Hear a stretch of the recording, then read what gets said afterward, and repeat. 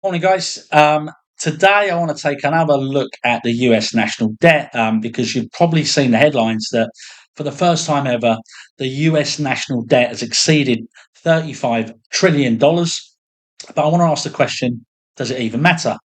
This is not new. We know that the US debt has been unsustainable, right, for a number of years, especially since that huge injection into sort of pockets and markets following COVID. So, what does it all mean, right? Is it just fear mongering, or will there be an effect on the markets?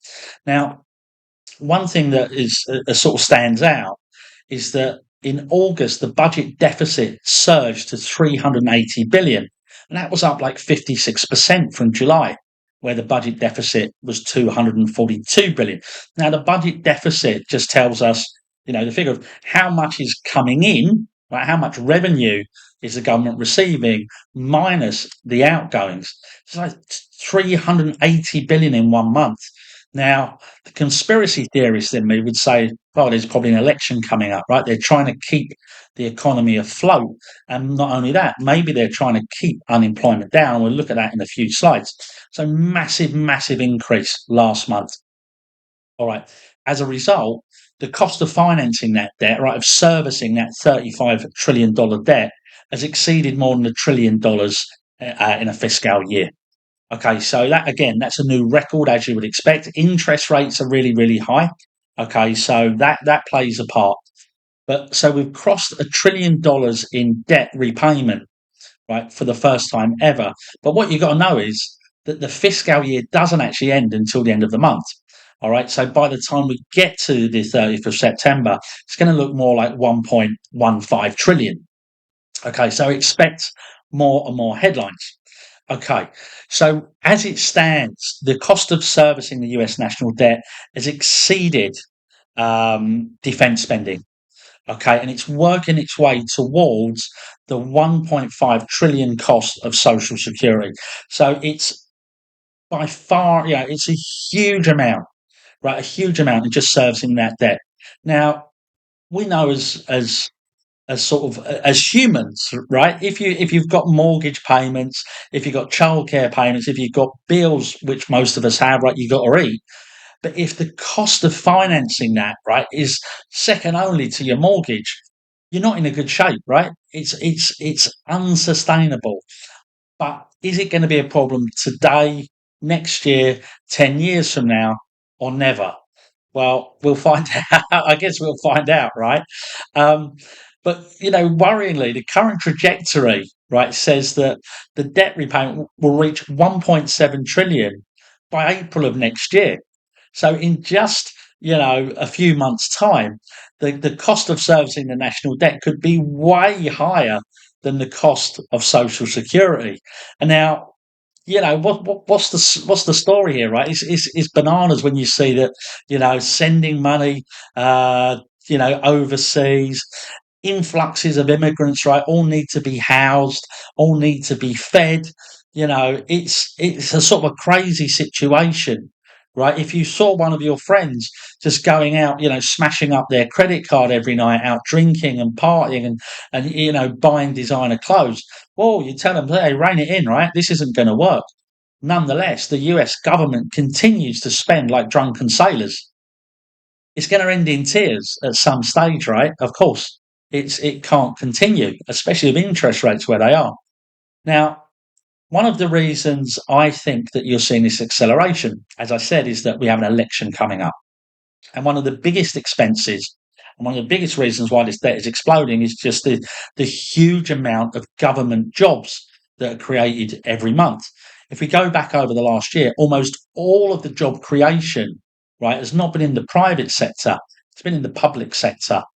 Now, again, where do we think the unemployment rate would be, right, without this massive budget deficit? It's pretty much the only thing holding up the US economy.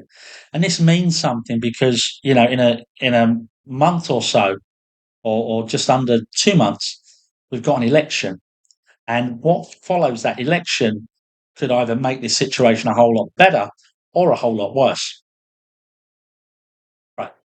So one of the things I think we have to be careful of as investors is that the more this debt grows, the more pressure there is likely to be on the US sovereign credit rating, right? So if we go back to last year, on August 1st, Fitch came out and they downgraded the US credit rating to AA plus from AAA.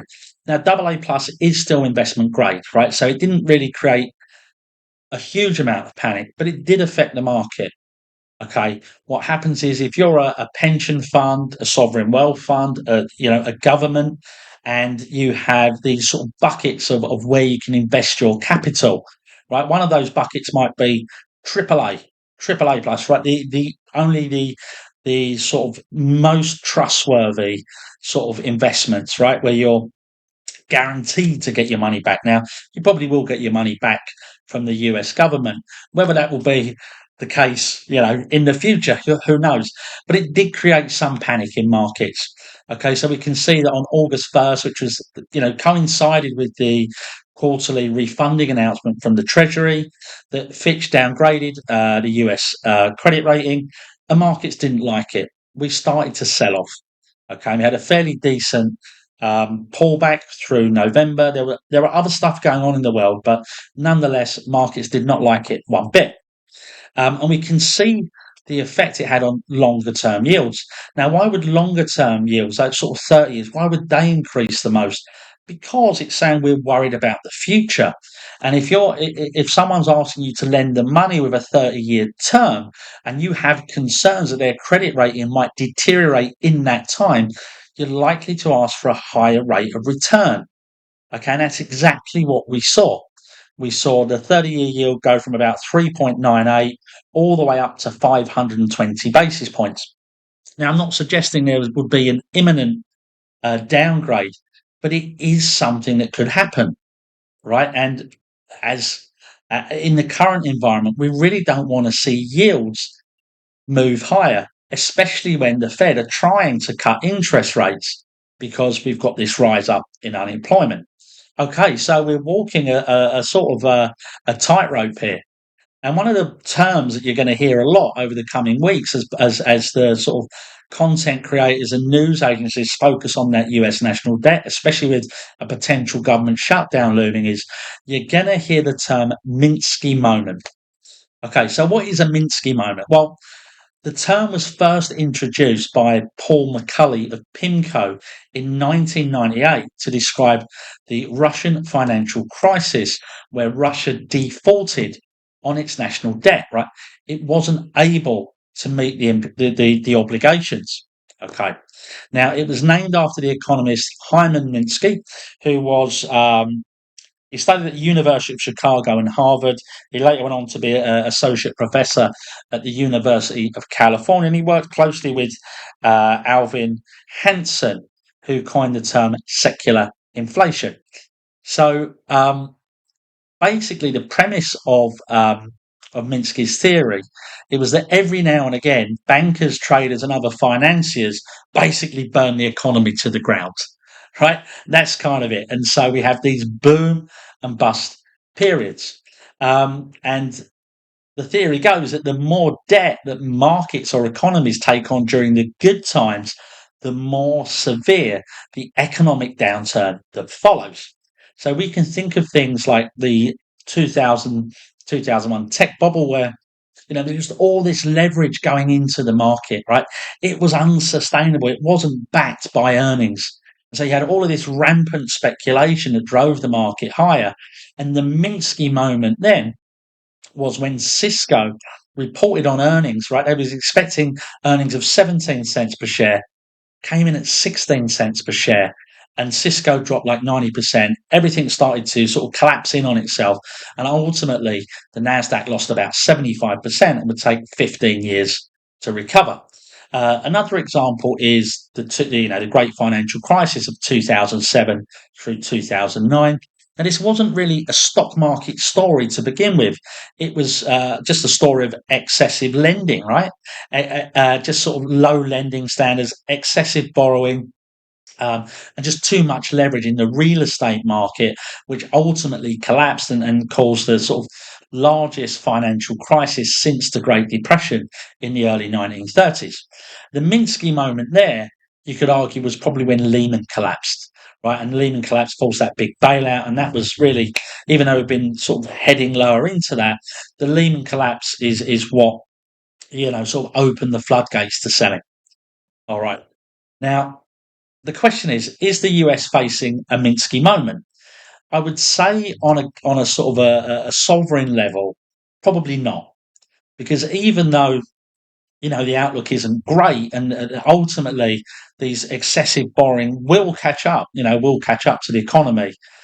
It's a question of where else do you go?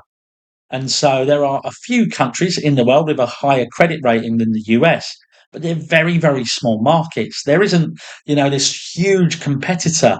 The biggest competitor to US is China. And, do you really want to park money in China? Probably not, right? And so there isn't a sort of a natural sort of rival where money would flood from the US, to elsewhere. Having said that, I think if we just look at markets in general, right, there could be a reaction, right? There could be, consequences of this national debt ballooning. The first thing is that it should weaken the dollar, and it will weaken the dollar in a couple of ways, right? The first will be that the Fed will try to get interest rates down really quickly to reduce the burden of these high interest rates. Okay, as a result of that, I'd look to the Japanese yen to strengthen. And we would, as I've talked about, for the last few weeks or the last month or so, is that the narrowing of interest rate differentials between the US and Japan would just increase the chances of another unwind of this yen carry trade.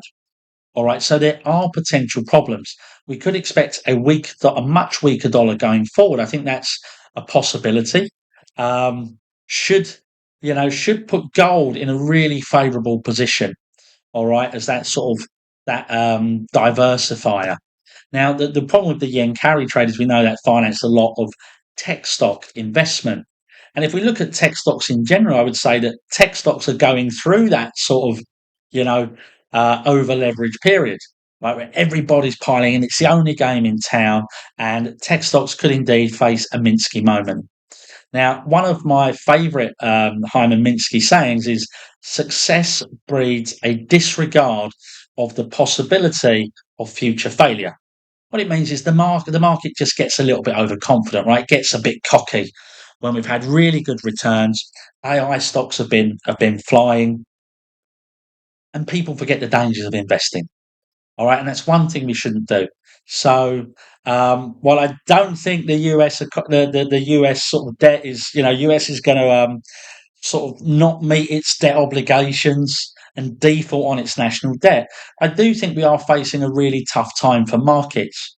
All right, more so on the stock level than the sovereign level, but nonetheless, right, we've got to be careful out there, guys. Um, if you like the video, please let me know. Click the like button. If you didn't like it, let me know in the comments. And if it's your first time, on this channel, please hit the subscribe button. We are a young channel. We're trying to grow. We're trying to add some value. And for those of you that aren't already subscribers, please check out my Substack over my Trading Floor Whispers investment blog on Substack. The link is in the channel description below. All right, guys. Thank you very much, and have a good day.